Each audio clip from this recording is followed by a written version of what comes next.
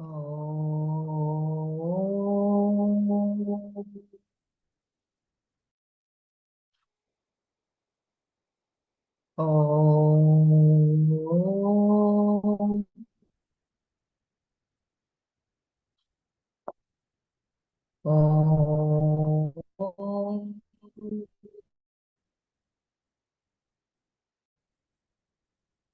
गुरुर्ब्रह्मा गुरुर्विष्णुः गुरुर्देवो महेश्वरः गुरु साक्षात् परब्रह्म तस्मै श्री गुरवे नमः। अखण्डमण्डलाकारं व्याप्तं येन चराचरं तत्तदर्शितं येन तस्मै श्रीगुरवे नमः। श्रुतिस्मृतिपुराणानाम् आलयं करुणाम् नमः भगवत्पादं शङ्करं लोकशङ्करम्। ॐ सहनावतु सहनौ भुनक्तु सह वीर्यं करवावहै तेजस्विनावधीतमस्तु मा विद्विषावहै। ॐ शान्ति शान्ति शान्तिः। नारायणं नमस्कृत्य नरं चैव नरोत्तमं देवीं सरस्वतीं व्यासं ततो जयमुदीरये। ॐ श्री परमात्मने नमः। श्रीमद्भगवद्गीता षोडशोऽध्यायः दैवासुरसम्पद्विभागयोगः। श्रीभगवानुवाच अभयं सत्त्वसंशुद्धिः ज्ञानयोगव्यवस्थितिः दानं दमश्च यज्ञश्च स्वाध्यायस्तप आर्जवम् अहिंसा सत्यमक्रोधः त्यागः शान्तिरपैशुनम् दया भूतेष्वलो लुप्त्वम् मार्दवम् ह्रीरचापलम् तेजक्षमा धृतिः शौचम् अद्रोहो नातिमानिता भवन्ति सम्पदं दैवीम् अभिजातस्य भारत दम्भो दर्पोऽभिमानश्च क्रोधः पारुष्यमेव च अज्ञानं चाभिजातस्य पार्थ सम्पदमासुरीम् दैवी सम्पद्विमोक्षाय निबन्धायासुरीमता मा शुचः सम्पदं दैवीम् अभिजातोऽसि पाण्डवा द्वौ भूतसर्गौ लोकेऽस्मिन् दैव आसुर एव च दैवो विस्तरशः प्रोक्त आसुरं पार्थ मे शृणु प्रवृत्तिं च निवृत्तिं च जना न विदुरासुराः न शौचं नापि चाचारो न सत्यं तेषु विद्यते असत्यम् अप्रतिष्ठं ते जगदाहुरनीश्वरम् अपरस्परसम्भूतं किमन्यत् कामहैतुकम् एतां दृष्टिमवष्टभ्य नष्टात्मानोऽल्पबुद्धयः प्रभवन्त्युग्रः कर्माणः क्षयाय जगतो हिताः। ॐ तत्सत्। सर्वं श्रीकृष्णार्पणमस्तु।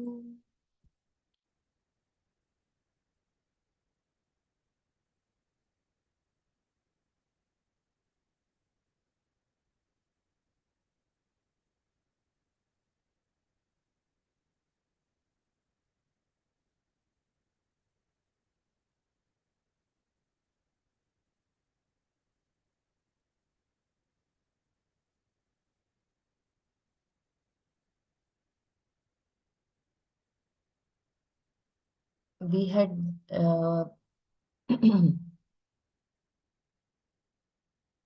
I will quickly once again browse through the headlines of the Sati. The first is fearlessness, Abhaya, then Sattva Samshuddhi, Jnana Yoga Vyavasthiti,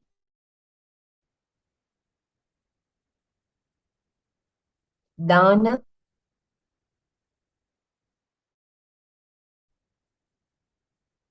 Dama, Yajna, Swadhyaya, Tapas, Arjava, Ahimsa. I think we had done till we had once again started yesterday. So let me know where I start from. Kriya, just let me know where should I begin from.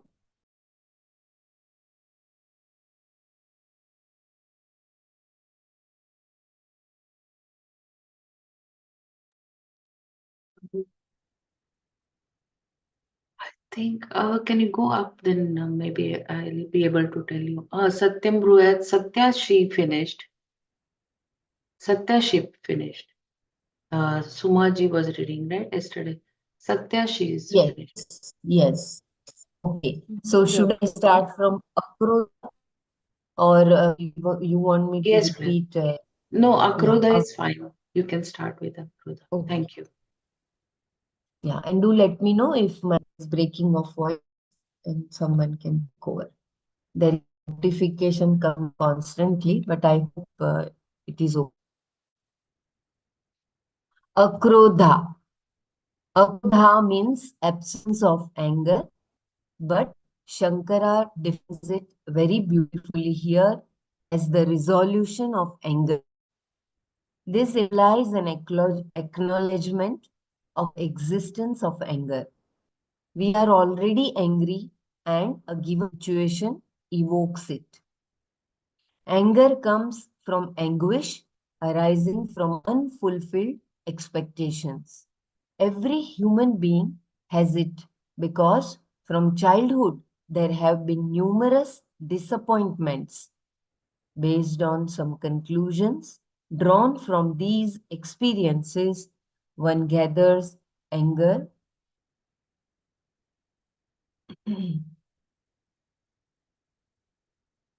I'm sorry, yeah. Based on some conclusions drawn from these experiences, one gathers anger towards oneself and the world. We have to resolve this anger born of anguish, or we will continue to be vulnerable to it. New situations do not remove the anger, but only serve to make us angrier because we are already angry. And an angry person does not accomplish anything worthwhile. He only damages himself and others. But a person who acts has a chance of salvaging even a potentially damaging solution. Once, while traveling, I saw someone who was so angry when the air hostess brought him the wrong drink that his shouting could be heard all over the aircraft. He is a guest for just 2 to 3 hours. If he wants something else, she is going to oblige him surely. Then why such intense anger?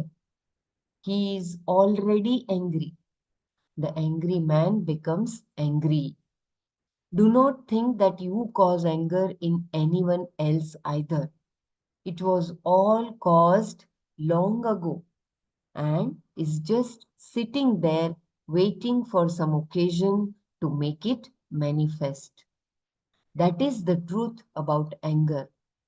How can you resolve it? By various types of proper vichara and by resolution.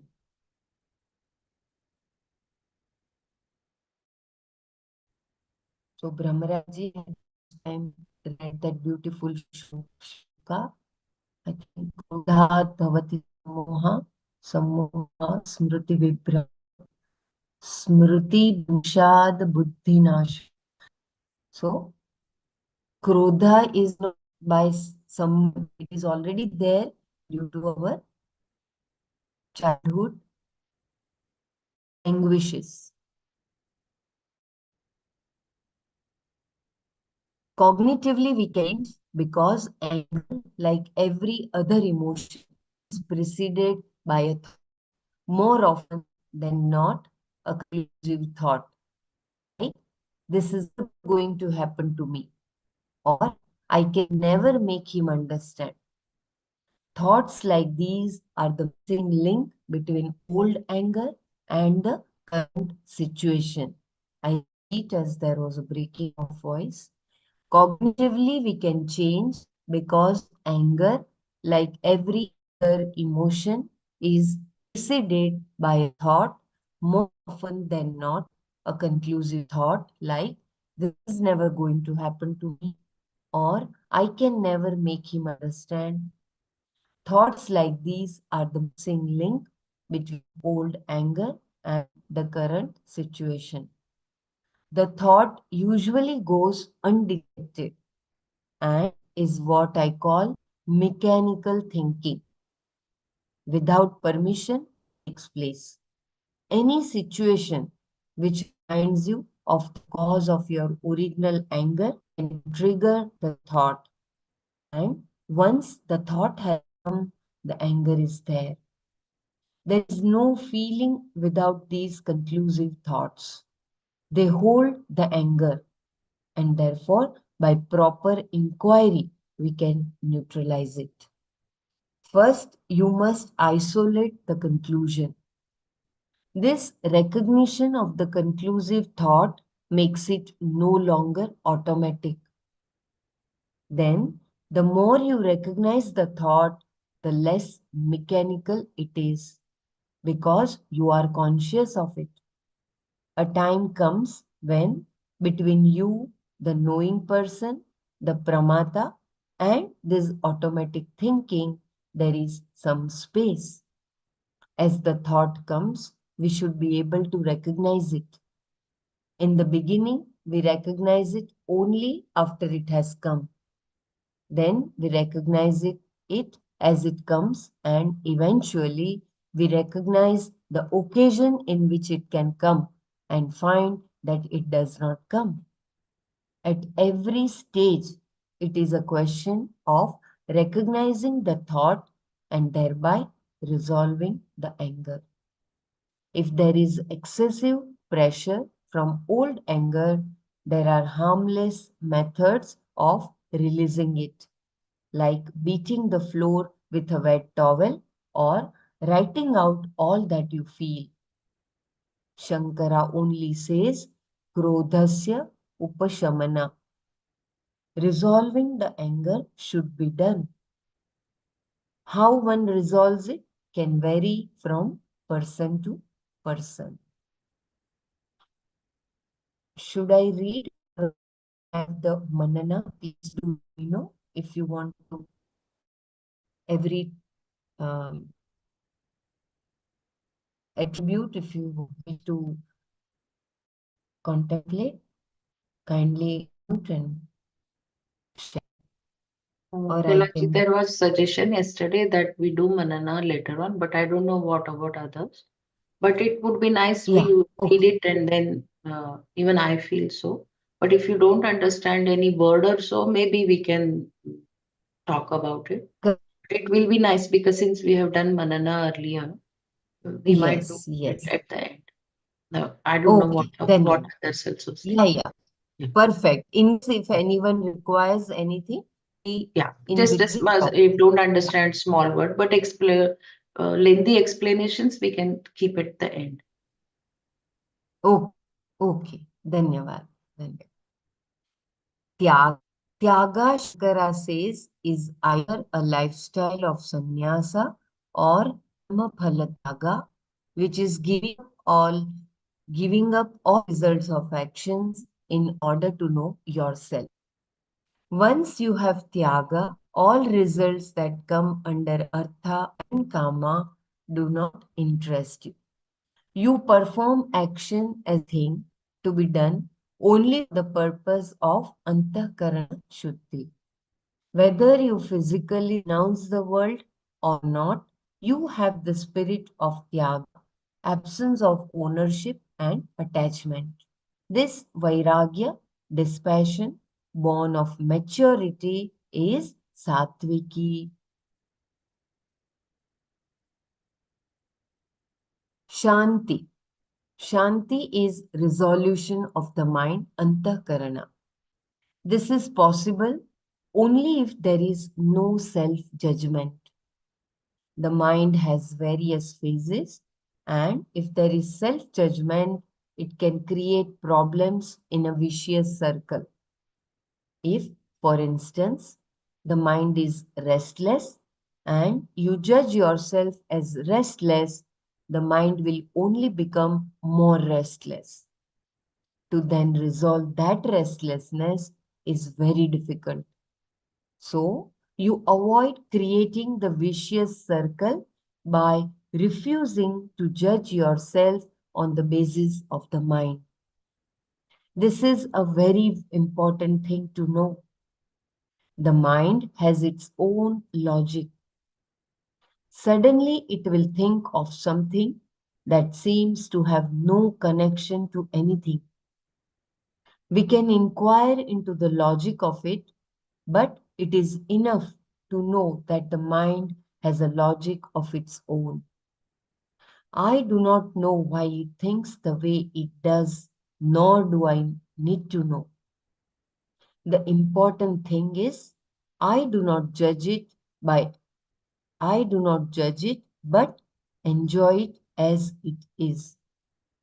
As long as it is available for me, whenever I need to use it, why should I bother about what it does on its own time? It is important also to give the mind enough time off. If I do not, then it will take the time anyway, without my permission, and not be available when I need it. Even if this is the case, as long as I do not make a judgment about it, there is no problem.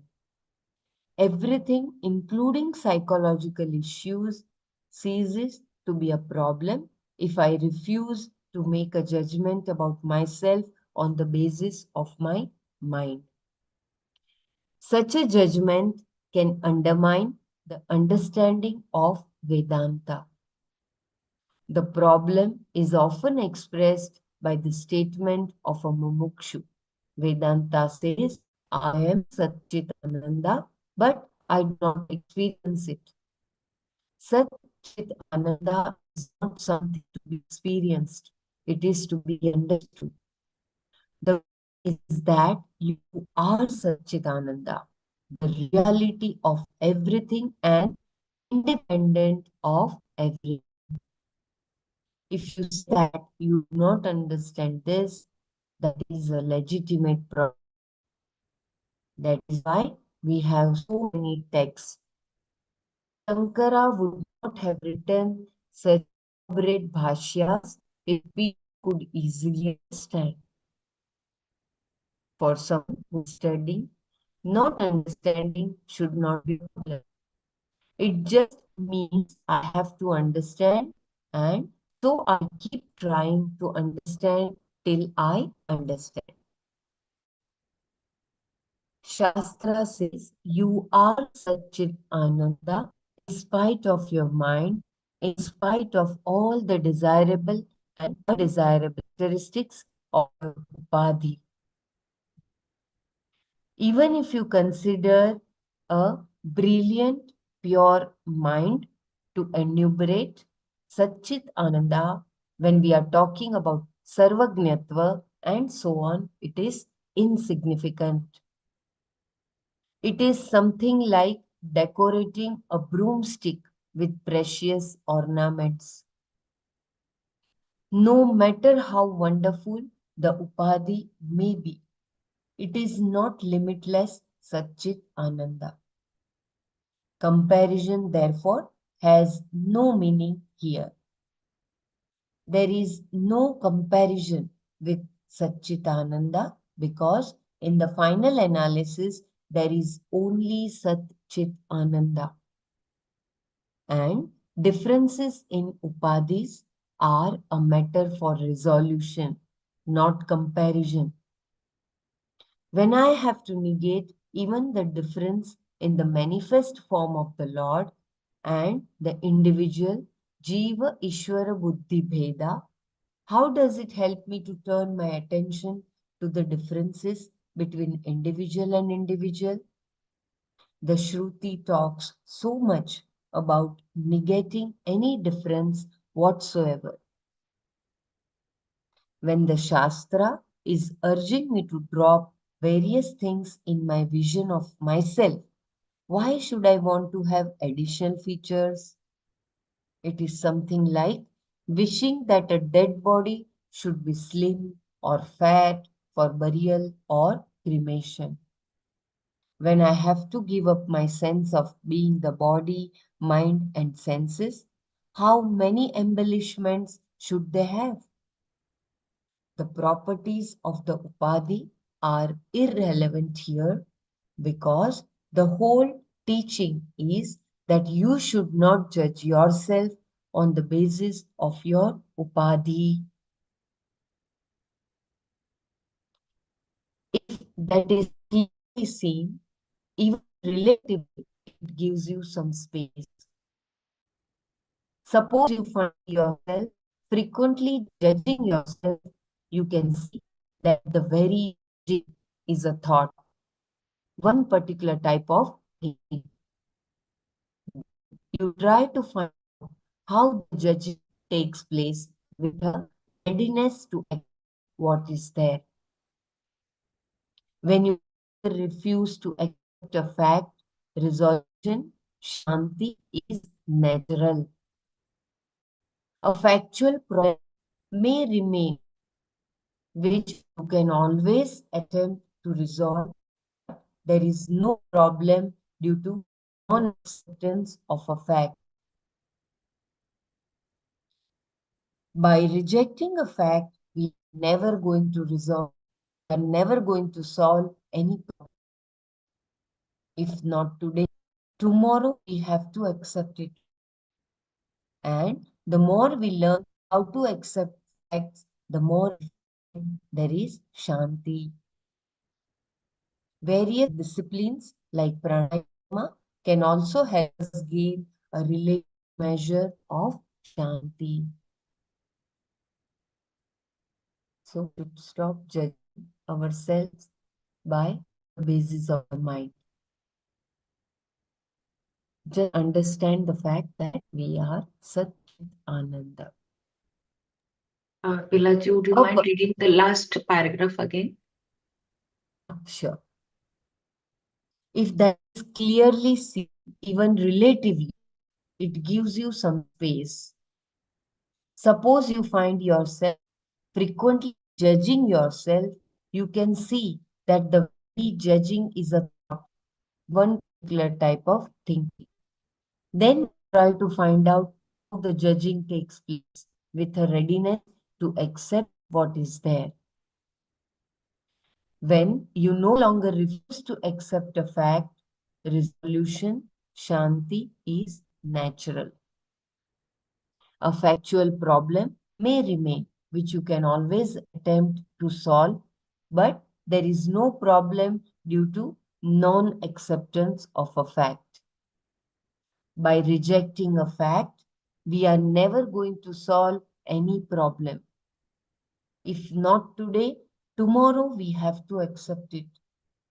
And the more we learn how to accept facts, the more we find there is shanti. Various disciplines like pranayama can also help us gain a relative measure of shanti.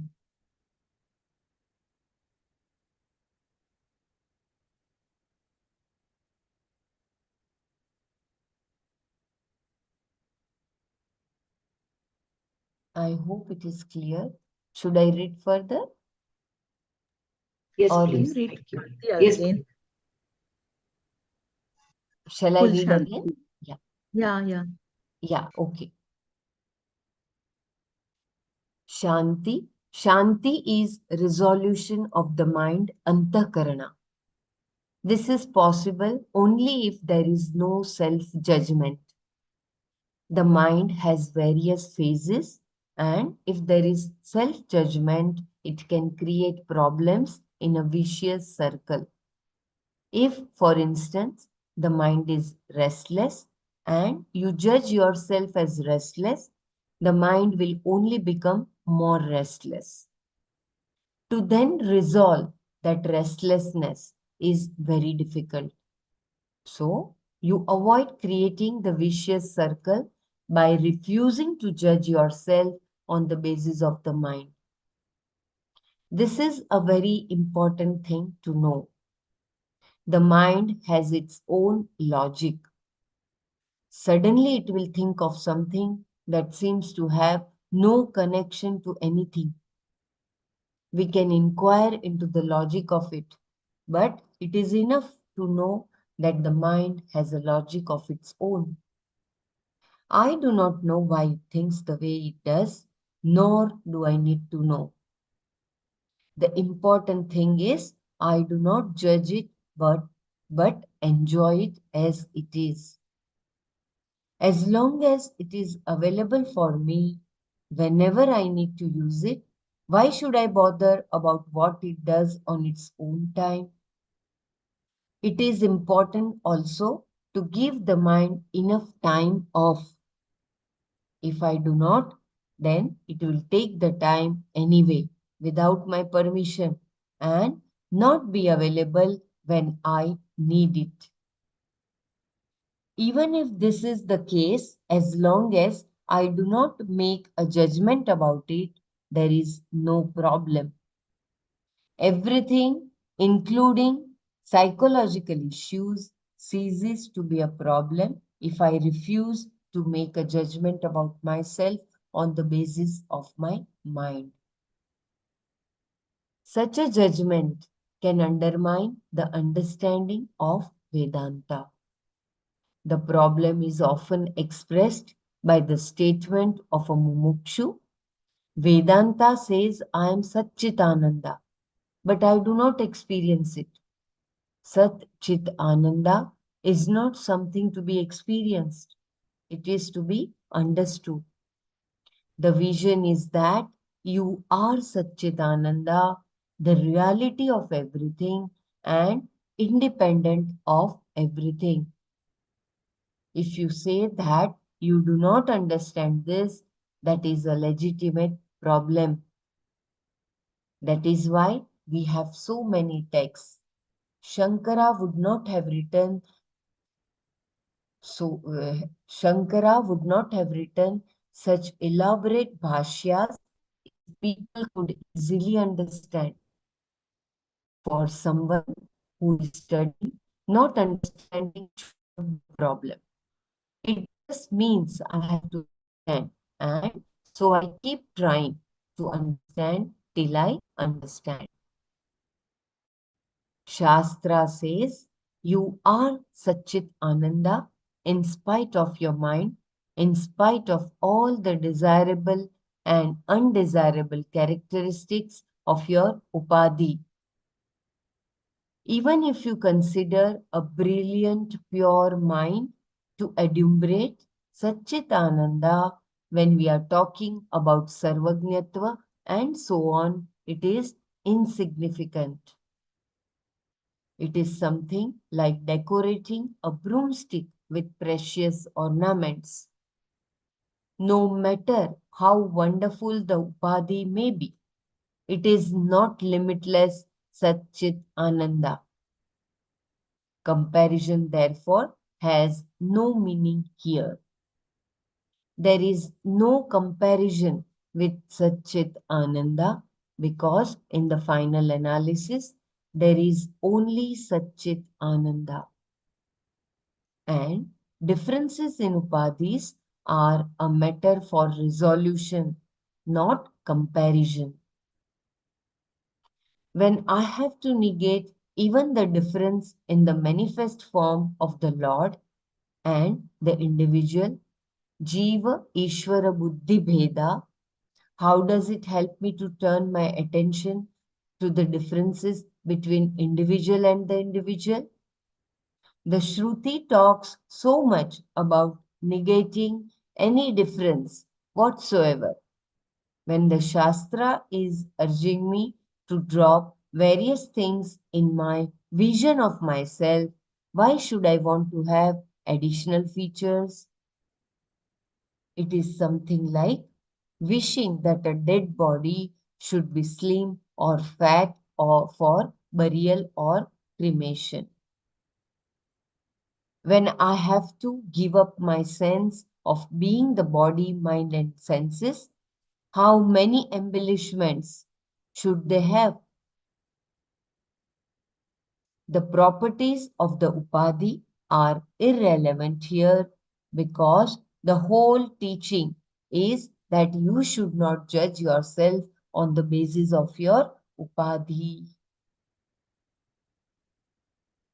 If that is clearly seen, even relatively, it gives you some space. Suppose you find yourself frequently judging yourself, you can see that the very judging is a thought, one particular of thinking. Then you have to find out how judging takes place, the readiness to accept what is there. When you no longer refuse to accept a fact, resolution, shanti is natural. A factual problem may remain, which always attempt to solve, but there is no problem due to non-acceptance of a fact. By rejecting a fact, we are never going to solve any problem. If not today, tomorrow we have to accept it. And the more we learn how to accept facts, the more we find there is shanti. Various disciplines like pranayama can also help us gain a relative measure of shanti.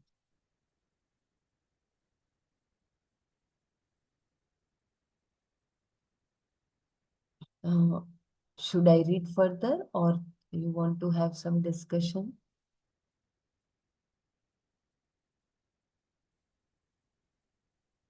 Okay, I read further. Apaishuna, looking for omissions and commissions in the thinking or behavior of others, and making sure everyone else knows of these limitations is called paishuna.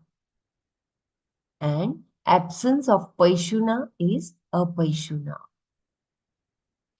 It is all right to talk about the good qualities of one person to another.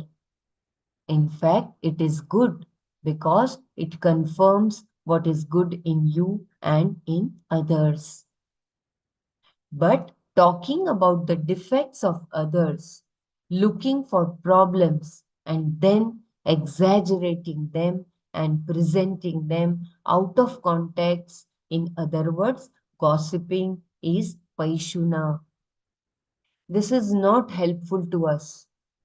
We gossip because we are not happy with ourselves. And it is often a way of trying to handle jealousy. By talking about the limitations of someone I'm jealous of, I may keep my jealousy under control. But I'm not dealing with it. I'm only creating additional problems for myself. Through gossip, I try to escape from myself.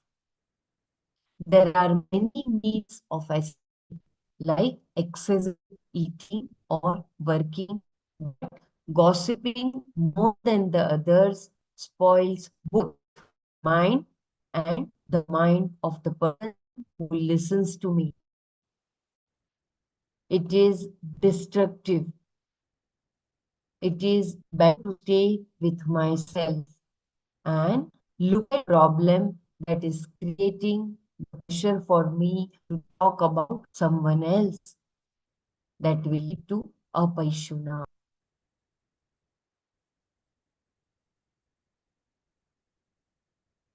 Apaishuna should be the trait we should encourage, talking only about the good qualities of others and avoiding the negative qualities or exaggerating them to others. Daya. Daya is compassion towards another being who is suffering or in pain of any kind. This includes not only a human being but any other kind of living being, whether it is a tree, a creeper, or a frog struggling to survive, or a person suffering from an emotional or a physical pain. One feels sympathy towards that living being. This is daya. This is another form of love that expresses because of empathy, because of identifying with the pain of another. The capacity to empathize is innate to a human being, and it is important not to repress this very natural response. If without subjecting yourself to pain, you act upon this empathy, that is daya. It must always be active in expressing one's daya because passive daya is useless to the person who is suffering and only creates problems for you. Once you respond to your empathy with a helpful action, it is over. Otherwise, you develop guilt for not acting on that empathy, and as a result of that guilt, you try to justify your refusal to act. This justification requires a distortion in your thinking and a denial of what is spontaneous and very natural. Daya is an expression of love. When the object of love is a living being in pain, the love expresses in the form of daya. Everyone has daya. When your finger is hurt, you are full of daya for that finger and you expect it from others too. It is an emotion that everyone knows, but most often it goes unexpressed. Therefore, we have to cultivate it by refusing to suppress it. And surely, sometimes its expression has to be properly edited. Even if it is a situation where you are helpless to act, at least you can make a prayer for the person. But it has to be acted upon. Daya cannot be kept inside, it has to be expressed. That is why every day we pray. Loka samasta sukhino bhavantu.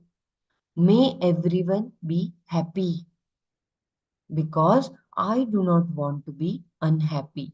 I understand that nobody else wants to be unhappy either. The more we pay attention to our empathy, the more sympathy we will have in our expression of thought, word, and deed.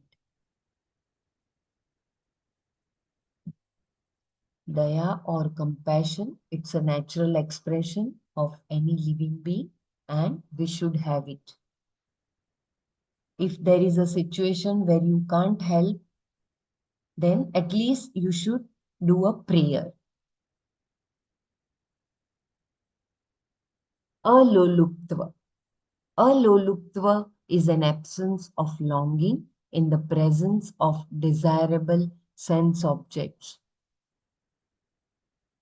Aloluktva, I repeat, aloluktva is an absence of longing in the presence of desirable sense objects. It is one thing to be unmoved in the absence of objects, but quite another to remain so in their presence.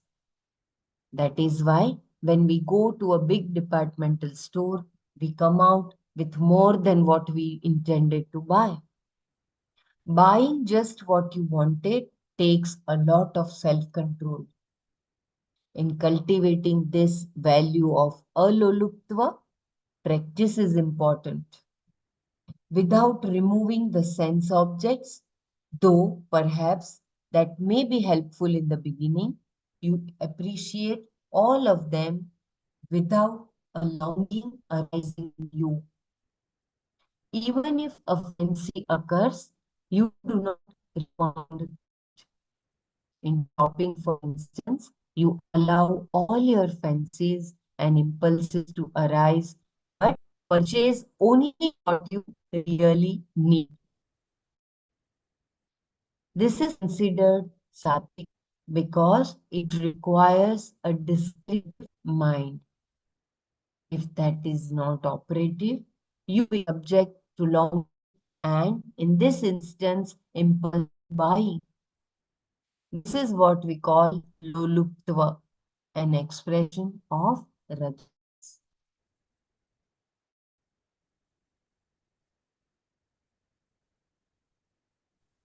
Madhava. Can we do, Bella ji, can we like just revise what type of dana we read, like sattvic, rajasic, tamasic? We read somewhere, no? Yes, Like yes, yes. just The briefly, okay, if we can just uh, revise what. yeah, yeah, sure, yeah. Dana. Shankara qualifies dana by saying that it is giving according to one's capacity a proper. Bella ji, I meant like the type of dana we read earlier, no? Sattvic, tamasic, rajasic. Yeah, So we you don't need to read the text. If you can okay. just like everyone in the group, they can categorize in Yeah, brief. Just everyone can share. Yeah. yeah, the type of dana. What is the sattvic? What is tamasic? What is rajasic? Yes.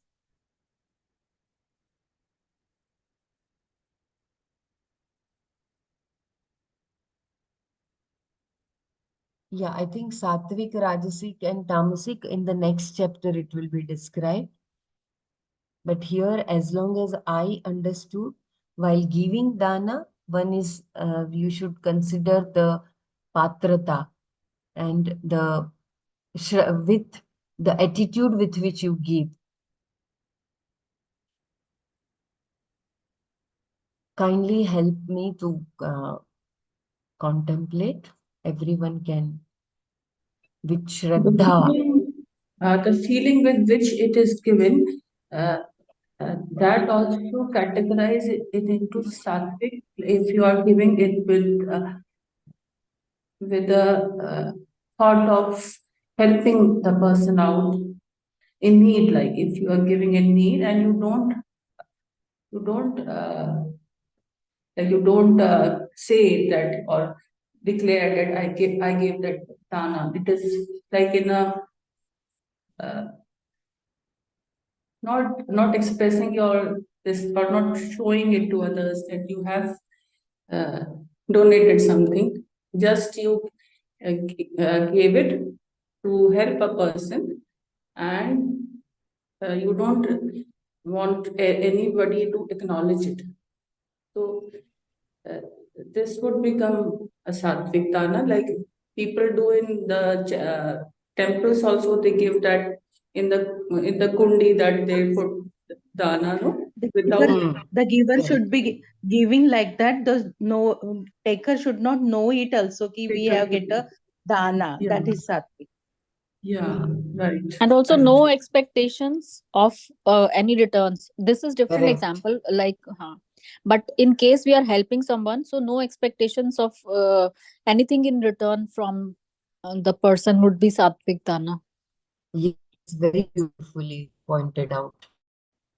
Yes. And that's why in Makar Sankranti, there is a tradition, Gupta Dana. I still remember my nani used to put the coin inside those till laddus and give them to the beggars. Gupta, yeah.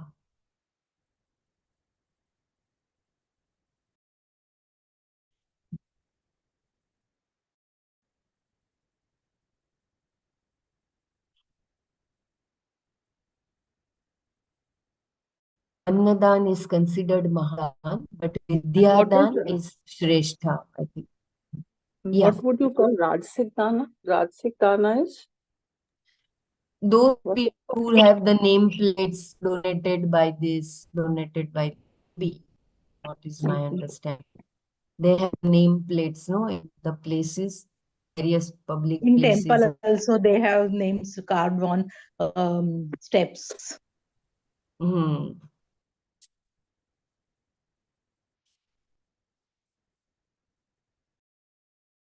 And Tamasic is like you declare Make the other person realize that you have like that I given. gave you this. Yeah. An example Yes. that what Nana ji gave once, like somebody gifted a clock to the some uh, organization, and when he came after a year, he asked, "Where is that clock which I donated last year?" So it is like you are not free from that object which you donated. You are still Hmm. carrying it with yourself. So it is Correct. Very like good. incomplete dana. So that would come into Hmm. the tamasic dana, right? Yes, yes. Also one example could be if we are helping some worker and expecting maybe he would be of any help to us maybe in near future,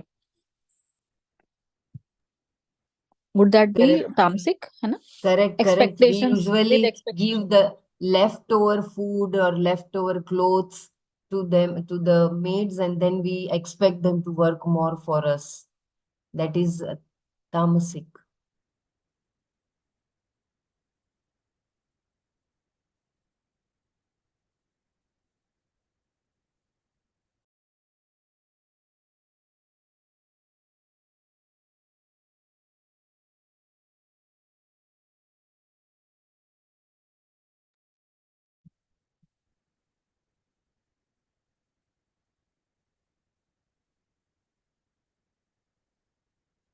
Yeah, Continue further. yeah, yeah. So luluptva, aluluptva. Aluluptva we finished. Hmm. That impulsive buying and looking at the sense Can you objects. read that last line of Aloluptva, Rajaswala? Yeah, yeah. Even if a fancy occurs, you do not respond to it. In shopping, for instance, you allow all your fancies and impulses to arise, but purchase only what you really need. This is considered sattvika because it requires a discriminative mind. If that is not operative, you become subject to longing and, in this instance, impulsive buying. This is what we call loluptva, an expression of rajas. Even in Krodha, mind plays an important role. There we have to see it's a mind's job, and if it will take time otherwise also. So we have to be so much aware. So Hmm. it should be stopped. Here also again the mind should be discriminative. Hmm.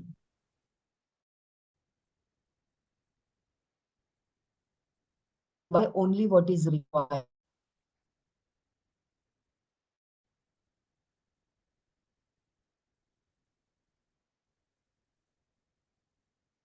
Very beautiful.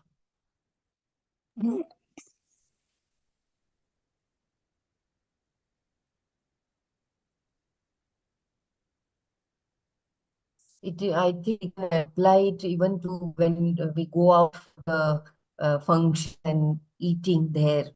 There also the things, looking at the things, food items, Mm. mm, It's more of a right? That also distraction. look right. Yeah, not getting attached to those things. Then you Yes, don't develop interest to buying things or looking forward to it, even if you don't need it. So it's more like For mm, while every sense yes, organs and sense we like objects. correct, Even we like movie, we will watch movie at correct, long. correct, very true. Longing for watching movies and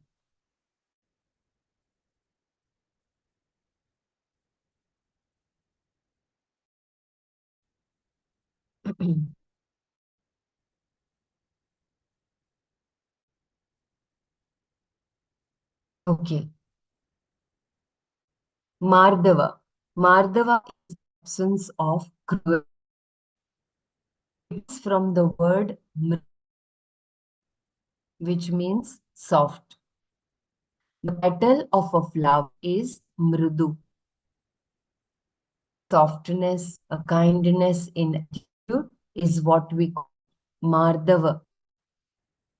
People should be able to talk to you freely, happily, without fear of harsh words. This is mardava. There are some people who are kind but very harsh in their expression. There is a story that illustrates the different types of people. An old Brahmana arrived in a village just at lunchtime. One person spoke to him very nicely for about 5 minutes and then asked if he had eaten. When he replied that he had not, the villager lamented that his household had just finished their meal and directed him to another house. His words were all spoken softly, like a knife going into butter. When the Brahmana went to the other house, he was greeted curtly, but fed abundantly, and was invited to rest also. These are the two types. One, non-giving and soft. The other, very giving but very harsh. The second is definitely better, but we need to be both giving and soft. The softness is very important because it implies accommodation, accepting the limitations of others and understanding from where they come. So, Mardava is softness in your behavior. The example given is very eye-opening. There are some people in life, they may be very soft-spoken, but never helpful.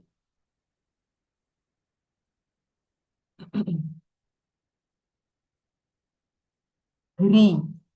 Hri is a particular kind of shyness. This is not a general shyness, but a shying away from praise about yourself and from extolling your own glories. Sometimes you have to tell your qualifications, but then you remain objective, not flattering yourself. It is a very natural modesty or humility.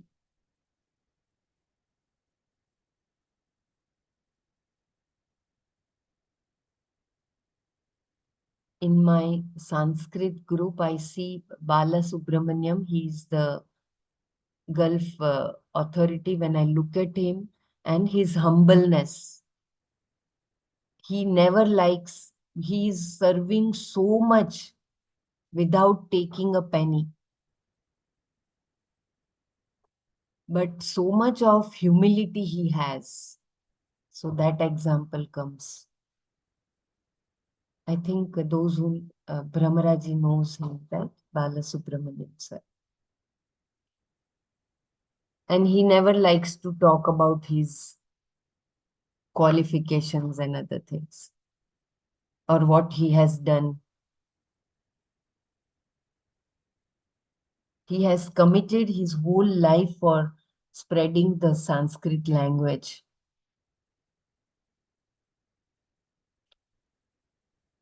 Okay, so that is Hri. Achapala. Achapala is another important thing. It is the absence of activity of speech, hands, legs, etc. without a purpose, says Shankara. This means living a purposeful and very alert life in which your actions become deliberate. That brings about a change in the mind because chapala is an expression of agitation. With practice, a chapala can be accomplished easily, but it takes some attention. It is very important it be done with attention so that the mind is relaxed enough for proper shravana. I read once again, there is a breaking of voice. Achapala. Achapala is another important thing. It is the absence of activity of speech, hands, legs, etc. without a purpose, says Shankara. This means living a purposeful and very alert life in which your actions become deliberate. That brings about a change in the mind because chapala is an expression of agitation. With practice, a chapala can be accomplished easily, but it takes some attention.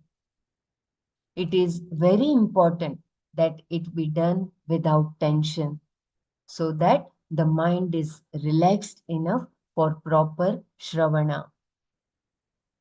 With knowledge of Atma, a chapala becomes very natural. But without inner freedom, alertness needed to maintain a chapala can create tension. Very important, I repeat this line. With knowledge of Atma, a chapala becomes very natural. But without inner freedom, alertness needed to maintain a chapala can create tension. It is advised as a practice here, only as a discipline leading to the discovery of inner freedom, not as an end in itself. This achapala is very natural to a sattvika mind. One may be sattvika but still have agitations. If that is so, some external discipline will reduce the disturbance. So that is the, I think, the steadiness, or you can say absence of activity of speech, hands, legs without a purpose. Brahmaraji had given the example. Some people have the habit of moving their legs and hands or talking unnecessary. So it includes all those traits and being alert about them.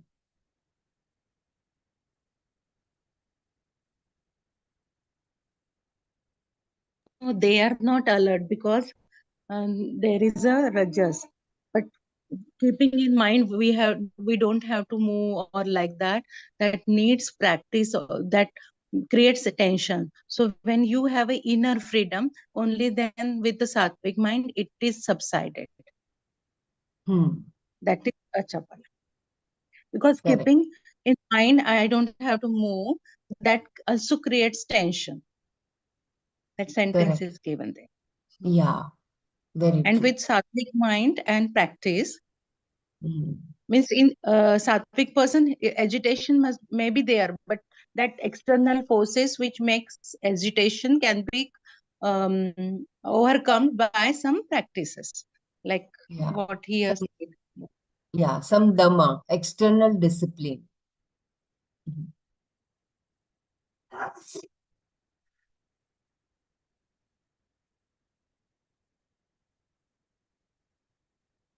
Uh, can someone help me to take over? Sumaji or Mrinalji?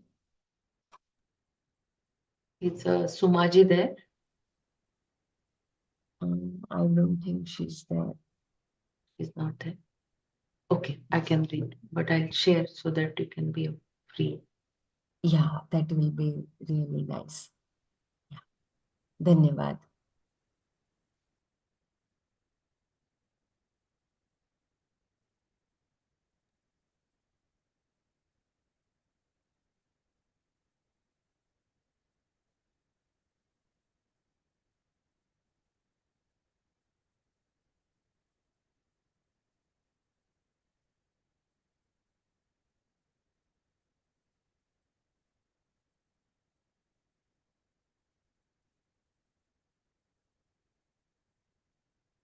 Uh, which Yeah, page were we on? Tejas, Tejas. Yeah, still further. 101 it was, I think.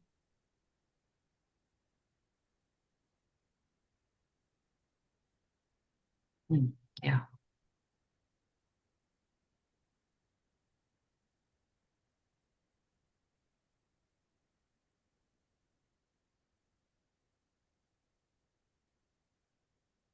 Yeah, here. 100. Tejas. Tejas means brilliance, not the shine of your skin, but inner brilliance, says Shankara. He defines it as the capacity to face difficult challenges with self confidence. Read it again. Tejas means brilliance, not the shine of your skin, but inner brilliance, says Shankara. He defines it as the capacity to face difficult challenges with self confidence. Kshama. Kshama means composure. Even when you are addressed by someone who is angry or assaulted in some way, there is no change within you. This is possible because you do not internalize the other person's behavior, but just allow him to be what he is and wait for the disturbance to pass. No angry response arises in you. If anger arises and you resolve it, that is called akrodha. If anger does not arise, it is kshama. This is an accommodation with, which permits you to understand the other person.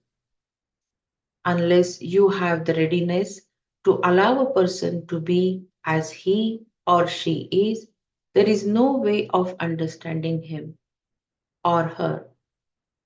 Making another person feel understood is not an easy thing. It takes a lot of kshama. Read this again. Kshama means composure. When you are addressed by someone who is angry or assaulted in some way, there is no change within you. This is possible because you do not internalize the other person's behavior, but just allow him to be what he is and wait for the disturbance to pass. No angry response arises in you. If anger arises and you resolve it, that is called akrodha. If anger does not arise, it is kshama. I repeat this sentence. If anger arises and you resolve it, That is called akrodha. If anger does not arise, it is kshama. This is an accommodation which permits you to understand the other person. Unless you have readiness to allow a person to be as he or she is, there is no way of understanding him or her. Making another person feel understood is not an easy thing. It takes a lot of kshama. Dhriti. Dhriti, generally translated as fortitude. But here Shankara is more explicit. He says that when the body and the sense organs are tired or in pain due to illness or age or some defect, the attitude that makes you not mind the pain is what we call dhriti. Even though there is pain, there is a capacity to happily put up with it, not yielding to expression of complaint. Dhriti is generally translated as fortitude, but here Shankara is more explicit. He says that when the body and sense organs are tired or in pain due to illness or age or some defect, the attitude that makes you not mind the pain is what we call dhriti. Even though there is pain, there is a capacity to happily put up with it, not yielding to expressions of complaint. That is dhriti.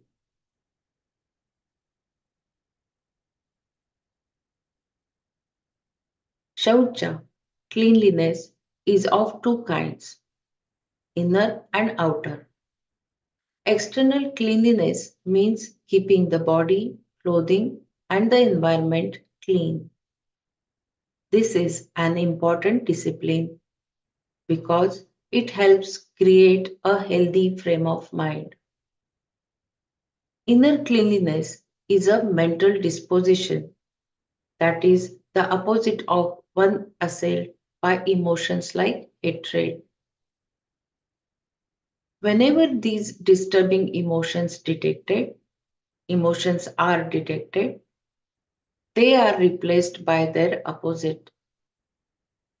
If there is enmity, we replace it with understanding and, if possible, friendliness.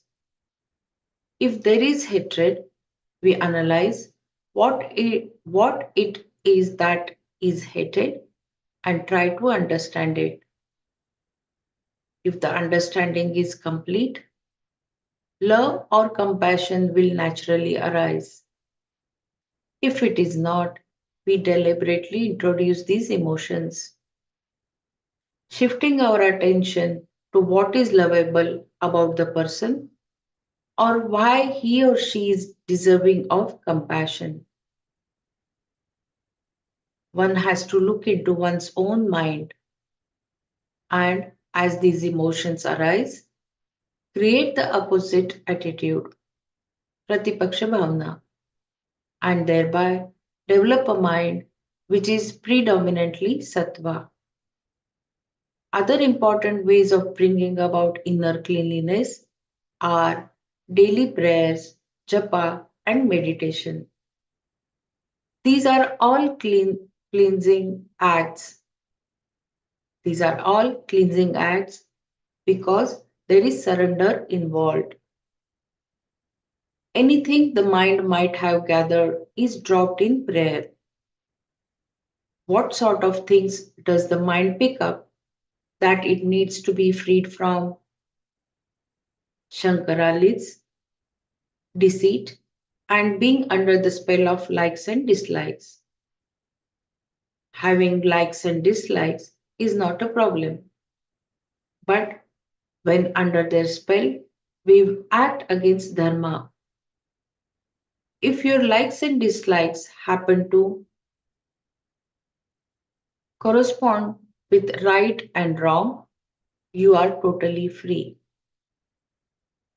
But if one goes against dharma to fulfill likes and dislikes, we are constrained to say that the person is under the spell of raga-dveshas. This is the impurity and it has to be cleansed by prayer and pratipaksha bhavana. Do you want me to read or can I go further?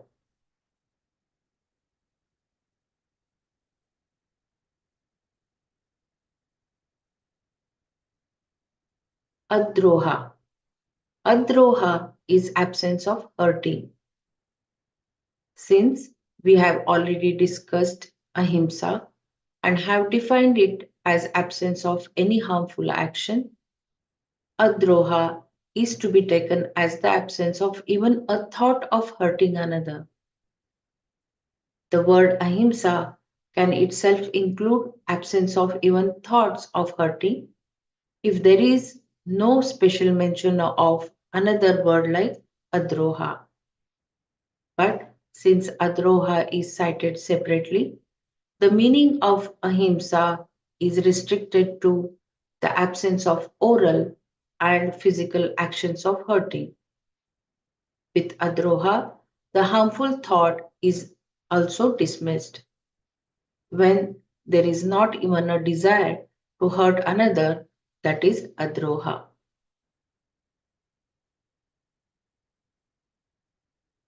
Adroha is absence of a thought of hurting someone, and himsa is hurting someone orally or physical action. That is called himsa, and adroha is absence of even having a thought of hurting.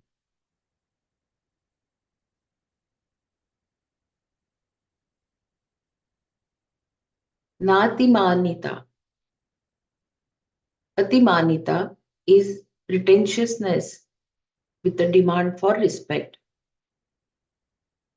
A certain amount of manita, self respect, is necessary in order to be together as a person. It is healthy.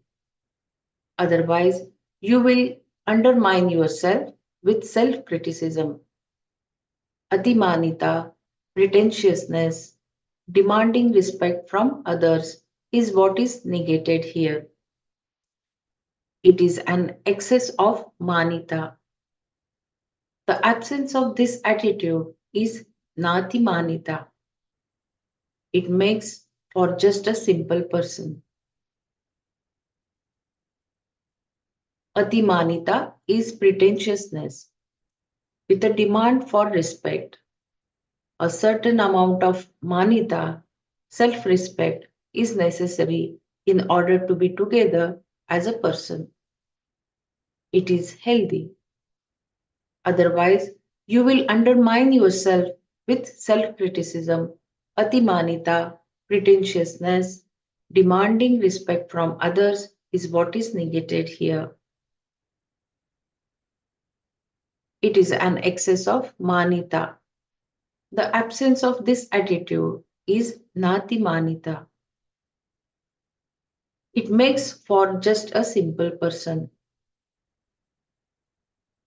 All the virtues mentioned in these three verses, beginning from Abhaya, are the characteristics of Devas. When human beings have them, they are said to have Daivi Sampat. If they die without the knowledge of the self, they will become Devas. But if they are exposed to Vedanta Pramana, they will definitely discover that they are free.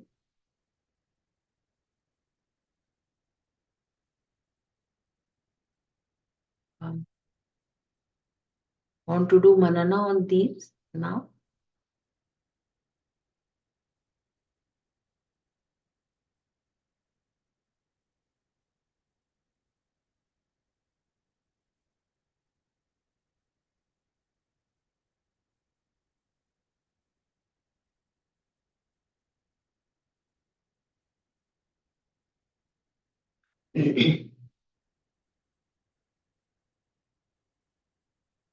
I'll read these three shlokas and then we can One by one, we can go through the each quality.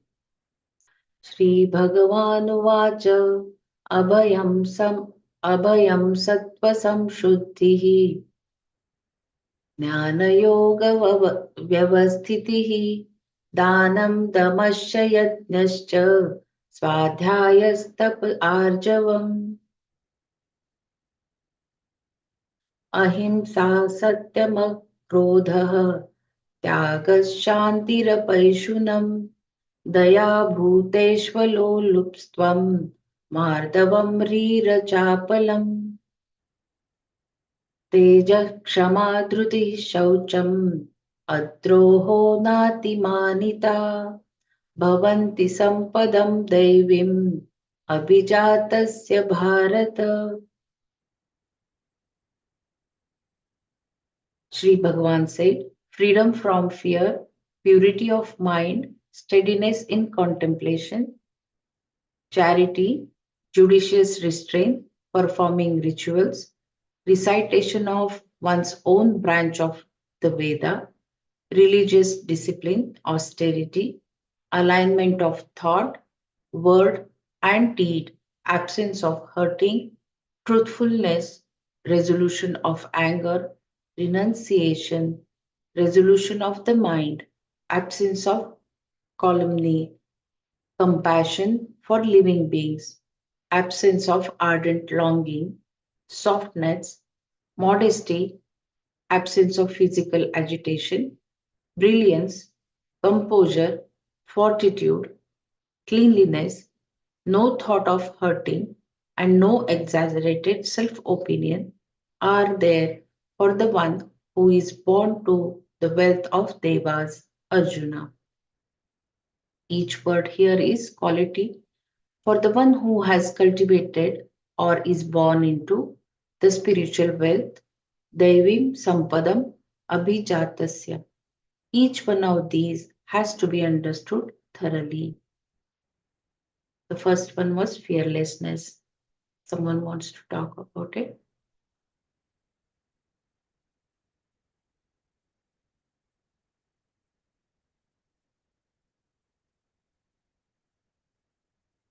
Can go to the next. We have a fear of death and future.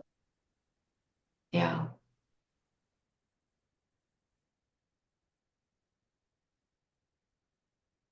And Pratipaksha Bhavna about the uh, uh, fear which is coming, we can neutralize it. Yeah.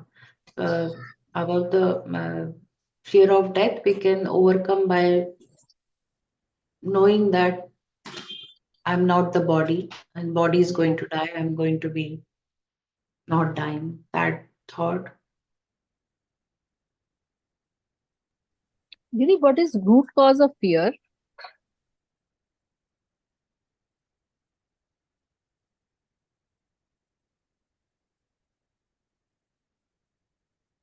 That is very innate in your body, yourself. Fear of death and future. There is no cause as such. I understand. There is an innate uh, fear. Especially the There is fear of death is always a because of, fear of yeah. losing. Especially the fear of death is because of love for survival, is which is instinctive.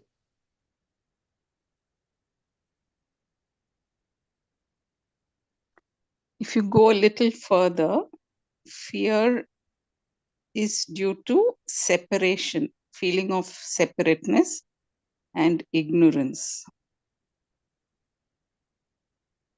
And it is innate.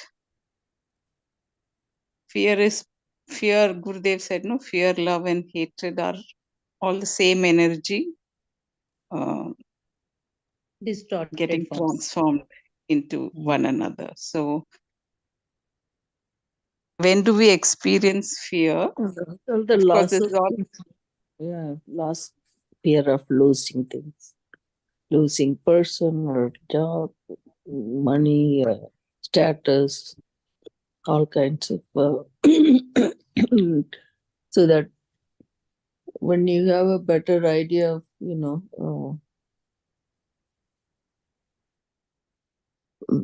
not materialistic in terms of, if you, even if you lose, you gain something.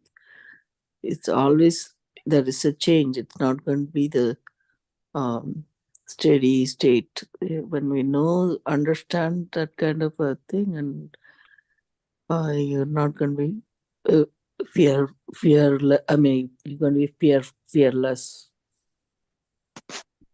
Develop that habit. And fear of future can be neutralized by understanding, and we need to deal with one day at a time, Yeah. and knowing that we don't need lots to survive. Right. Given the example of rich person cooking for himself and knowing that very little food he would need. So that fear of gathering or accumulating wealth, it is out of fear that it's not enough. But knowing that very little we need, so that fear of future may not be there. That is one thing.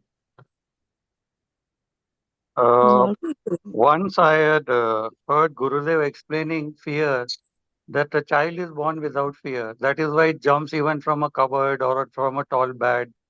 It will jump down on the ground. And because it has no reservations about fear, it is able to, the body does not get injured. There is no this thing to save itself. And Gurudev said it is the parents who say that you'll get hurt if you jump from a height. And that is how the root cause of fear starts in the child's brain. That is how Gurudev had explained it once. That we as parents instill fear in. Some amount of fear is necessary so that we don't do wrong in life. But the root cause of it, somebody just mentioned here that there is no root cause for it. But that is how Gurudev had explained it. That parents instill fear. And children are always jumping around. No, for They that don't have that safety, sense of fear in them. no, that is needed. A little fear is needed to secure themselves. That also Guruji said. Yes, that he said later that you do require some amount of fear so Fear. that you are able to secure yourself. Yes, that's That is, true. it will not get Yeah. hurt.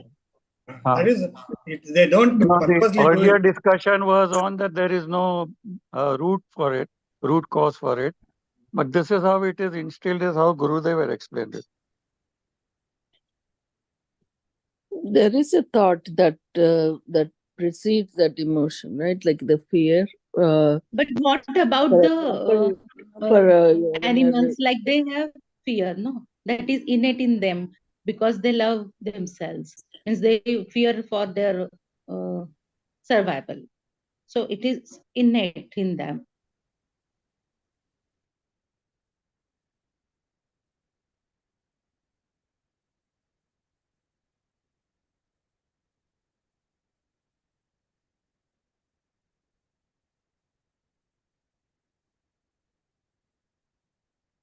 One thing, I mean, I vaguely remember now in astrology, we learned that in the beginning of few years, the child is ruled by Ketu energy.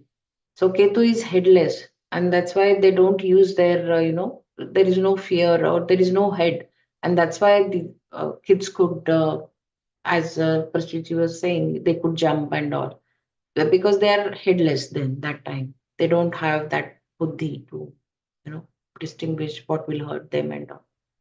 But this is very vague. And then later on, the different grahas take over to their energies. In the youth, they are ruled by Venus and all.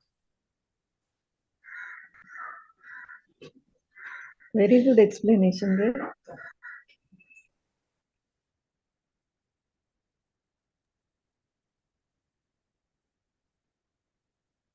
Thank you, everyone.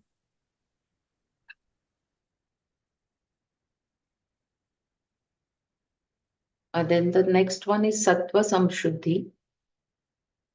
Anyone wants to talk about it?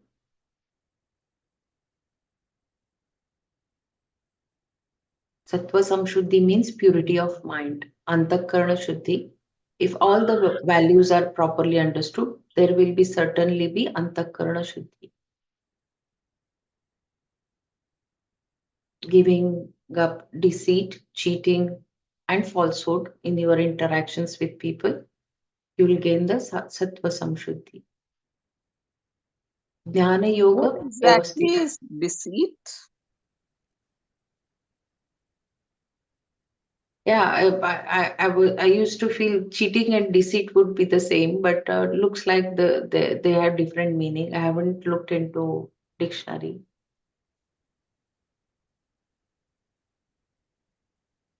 Does anyone know the difference between cheating and deceit? Maybe deceit is like, I don't know, in Tamil, Malayalam, they say chadi. That is Chal. deliberately. Chal, is I it don't know. chal in Hindi? I don't know. Hmm. Deceit, like setting up a trap Hmm. and you fall into it. That's what I think is deceit, Hmm. and it is always with a bad intention. Hmm.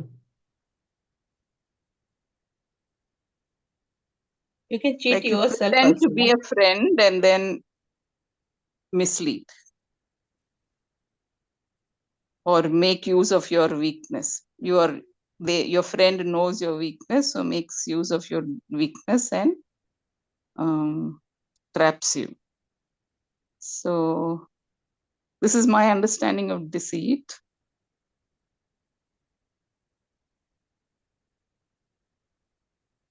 Okay, please read ahead. Go Yeah. ahead. Maybe the word deceive came from deceit, right? I don't know. We have to Yeah. go into the root of Jnana words. yoga vyavasthiti. Jnana yoga vyavasthiti means steadiness in contemplation.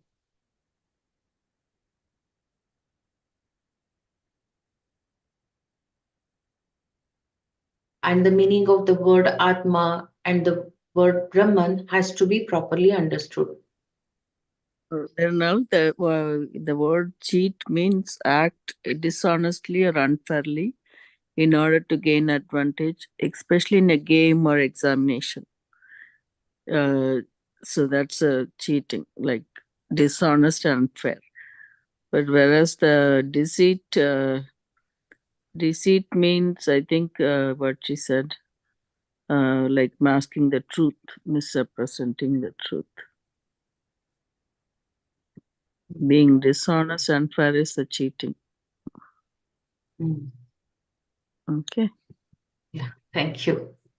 Okay, deceit is the action of or practice of deceiving someone by concealing or misrepresenting the truth. Mm. That's completely different. That's why. Anyway, I just wanted to.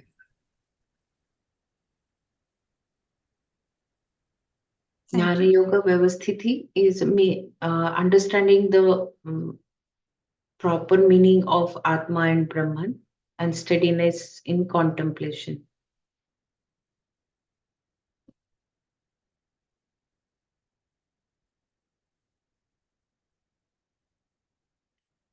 And understanding that has to be released from the obstructions. While we are understanding those words, and those need to be understood without any obstruction. And that might happen because of lack of preparedness. And this can be taken care by nididhyasana.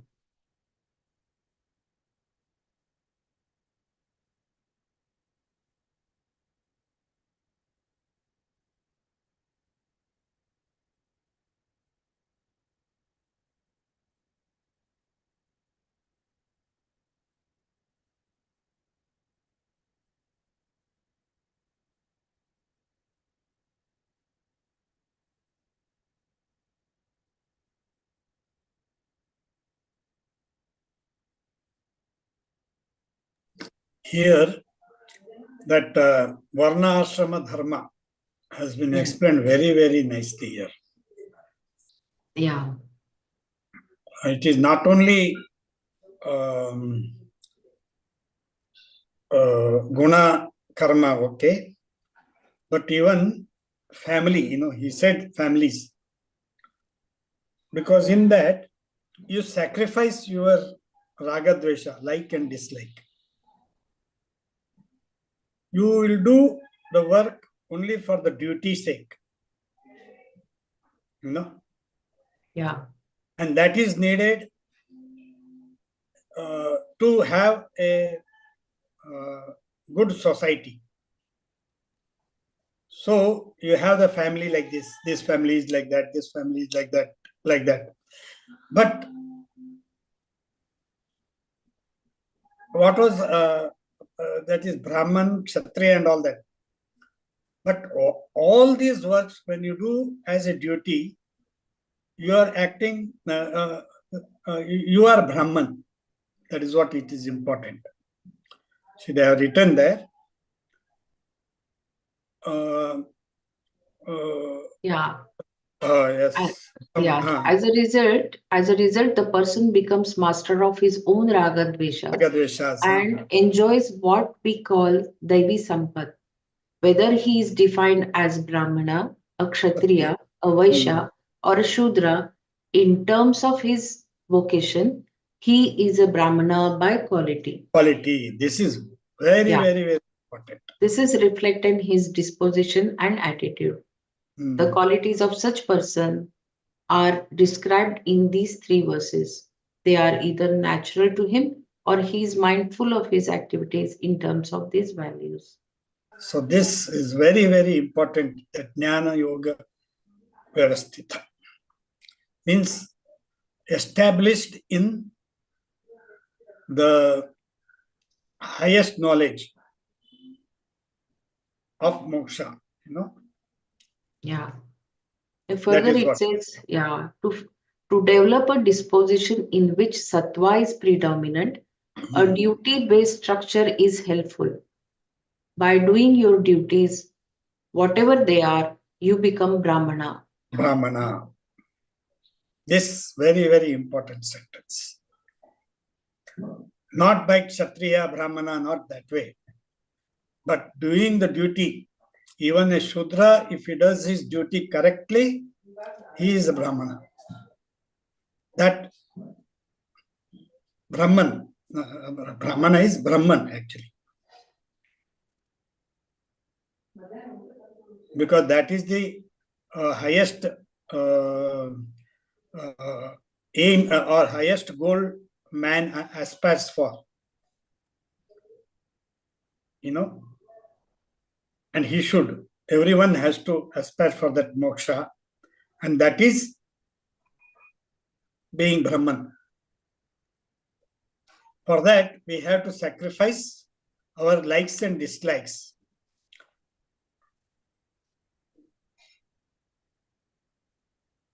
And that sacrifice is nothing in front of what we get. That is what is also written there. Very nicely. Yeah, Dana. I think we have talked about it, right? Charity should be done to worthy recipient. It should be given to worthy recipient, and should be given with the proper attitude and as much as you could give.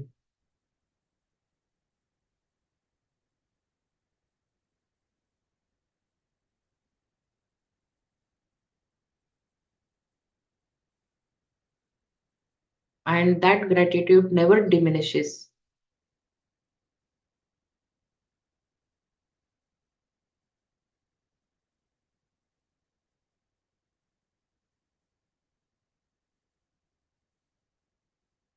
It must be a genuine attitude towards your fellow human beings and certain facts.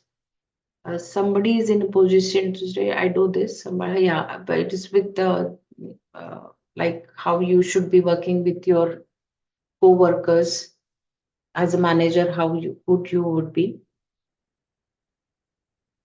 if you make them feel that they are not managed, that they work along with you, you are a good manager.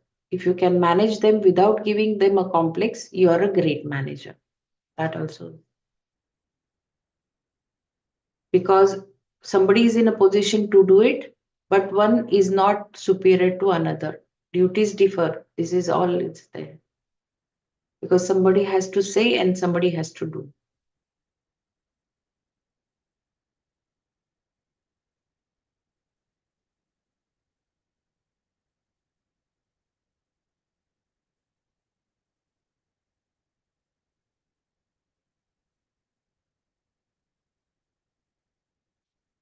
Dama. Dama means control at the level of sense organs and organs of action.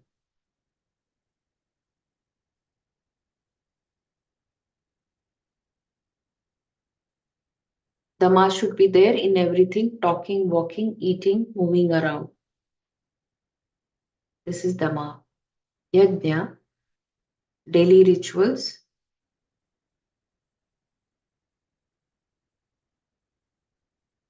There are two types, Shrauta Karma and Smartha Karma. Smartha is daily pujas and Shrauta is doing rituals like Agnihotra. Swadhyaya. Anyone wants to talk about Yajna? Just we have very little time. That's why I was rushing through.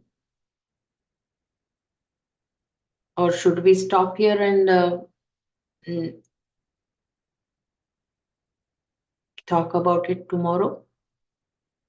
It's already time up, right? Done. We are repeating it. Okay. Yeah. Can proceed. I'll just read the headings and then we'll stop. Swadhyaya, Tapas, Arjava, Ahimsa, Satya, Akrodha, Tyaga, Shanti, Apaishana, Daya, Aloluptva, Mardava, Ri, Achapala, Tejas, Kshama, Dhriti, Saucha, Akrodha, Adroha, sorry, Natimanita.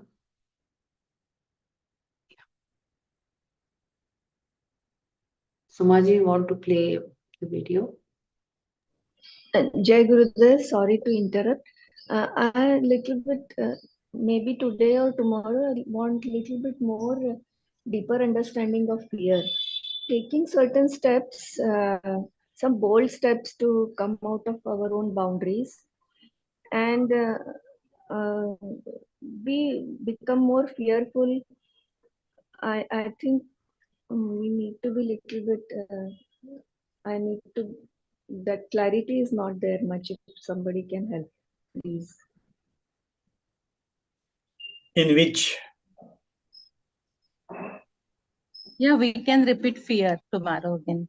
Here. Yeah, Okay. like what kind of a little bit we can contemplate on it, and tomorrow Now that if here we can Shankara says explain. it is mainly for the death. Fear of death Yeah, is but the many of highest. us, I am The fearful. main reason I find it is the separateness, because we are always want to one only and don't want to. This is my understanding. Losing something, no? The fear of losing something, your pride or your power, hold on the power. Something you might be, that fear of losing something, whether it could be person or monetary thing. Losing of something will put you in that fearful mode. But when you are in the highest knowledge that you are Satchit Ananda, so nothing should bother you. Even the death, even losing anything. because you are already there. That state we have to reach.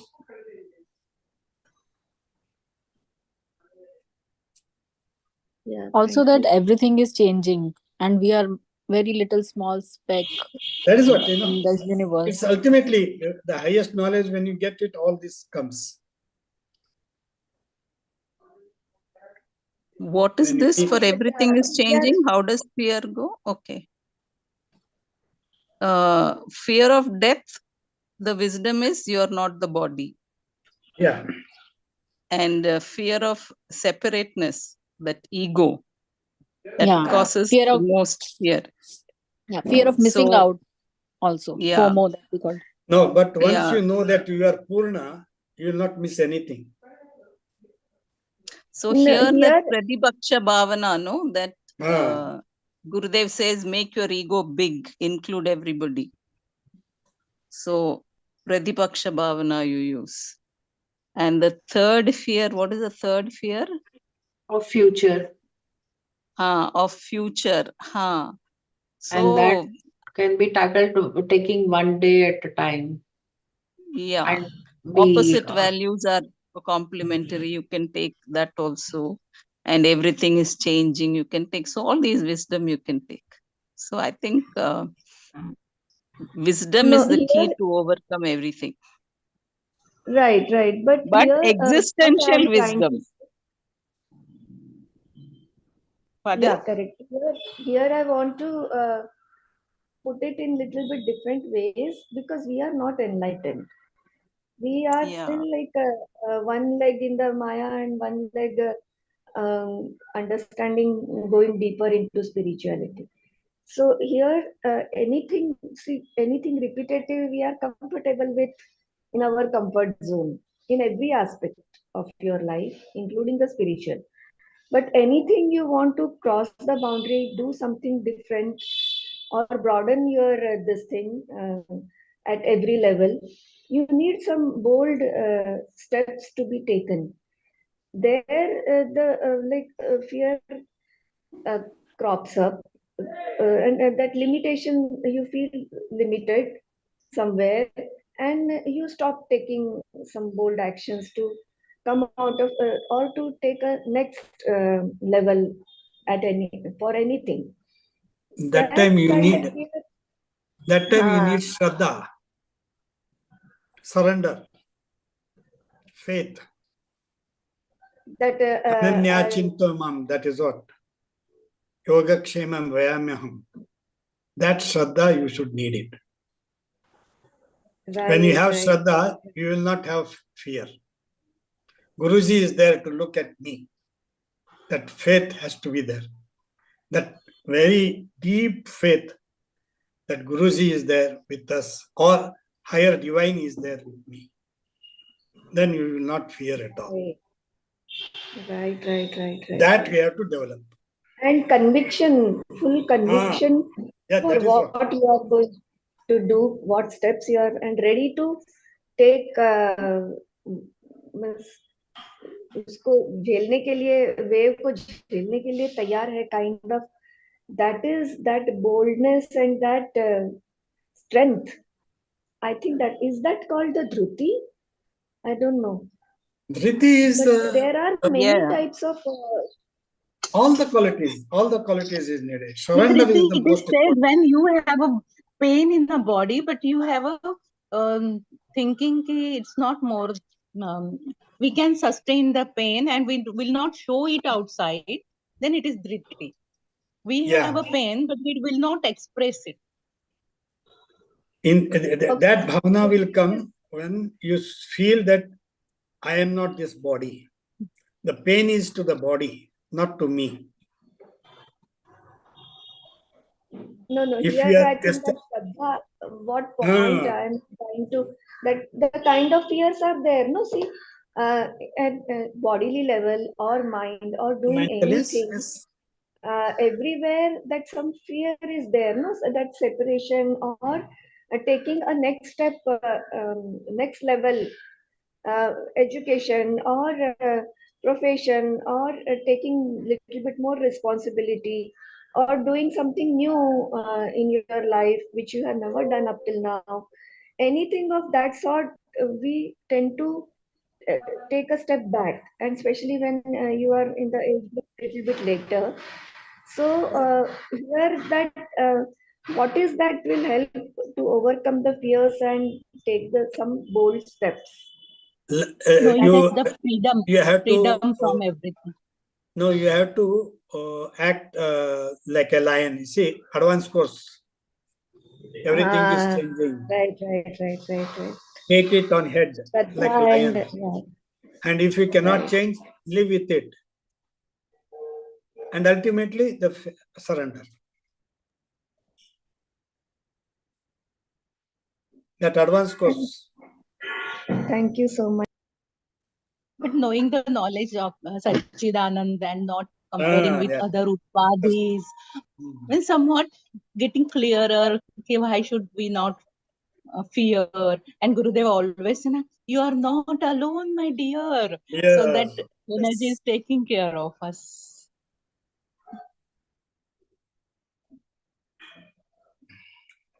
And we have been experiencing it. You know, as far as for me, it Tomorrow is. we can again contemplate on fear, because Yes, the question was how the fear came, how it was from inside, or as we grow the fears increase in us. So somebody can tomorrow please guide on this issue.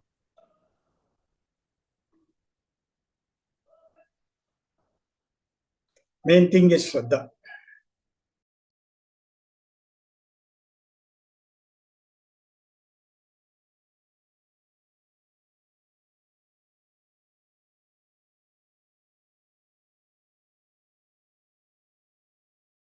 And again here it is said, no, fear, when fear comes, there is a emotion, there is a thought, and all we have to observe it. Fear is an emotion.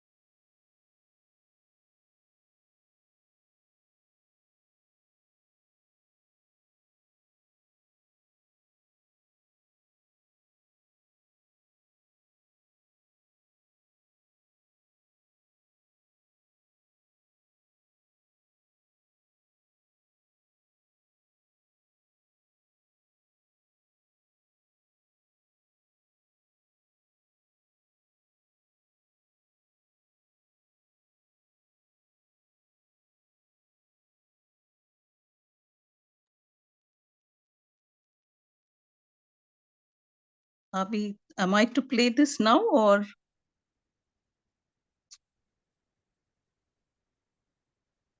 Yes, Yes, please. please. Yes, please. You have done the Shanti part, because I'm on the phone, so I'm not able to see you all.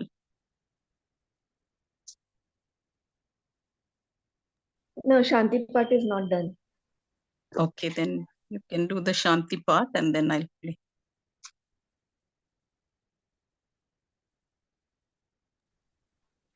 लोका समस्ता सुखिनो भवन्तु। ॐ शान्ति शान्ति शान्तिः। जय गुरुदेव।